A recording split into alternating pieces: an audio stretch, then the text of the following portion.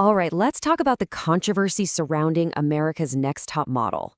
You see, a recent documentary promised to finally reckon with the show's toxic past.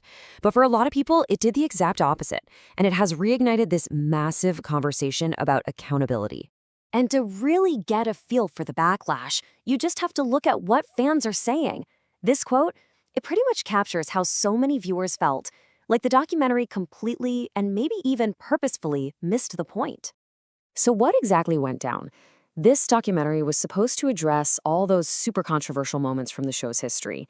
Instead, it just became a flashpoint for new allegations and a whole fresh round of criticism aimed squarely at Tyra herself. So what is really at the heart of this whole thing? Well, it pretty much all boils down to one central accusation: a serious, profound lack of accountability. And this word, accountability, is at the center of the storm. Critics and former contestants aren't just upset about what happened 20 years ago. They're angry about what they see as a continuous refusal by Tyra Banks to take any real responsibility for her part in it all. And this is where you can really see the two sides clashing. On one hand, you've got Tyra's stance from the documentary, basically putting it on the audience, saying you guys were demanding it. But on the other hand, the criticism is crystal clear.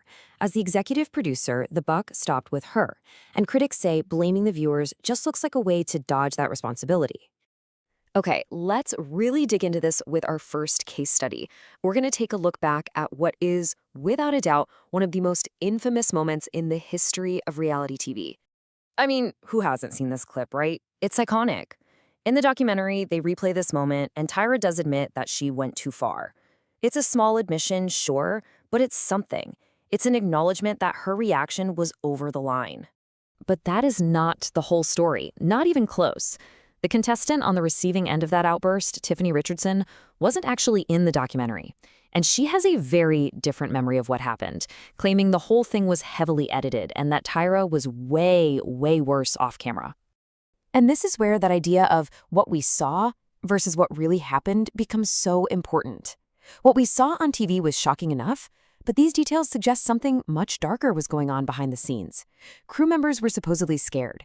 Lawyers had to show up the next week. Jay Manuel says Tyra said things he would never, ever repeat. And Tiffany herself alleges Tyra made a cruel comment about her going home to her child. It just paints a far more disturbing picture than we ever saw.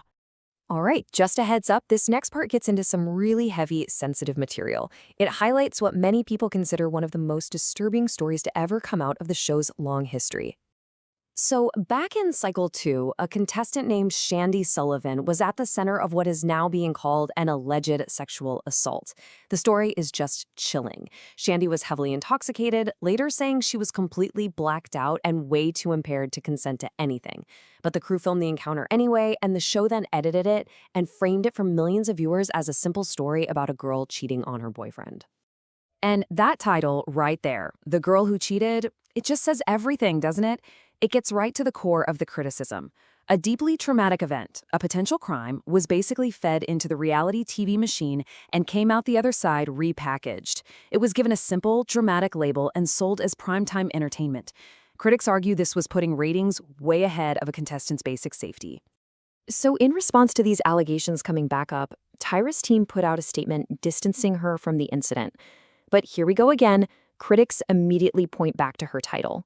As executive producer, they argue, the ultimate responsibility for the environment on set and for the ethical lines that were crossed, well, that falls squarely on her.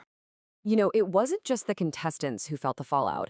This documentary and all the conversations happening now have also pulled back the curtain on how some of the key relationships at the very heart of the show completely fell apart.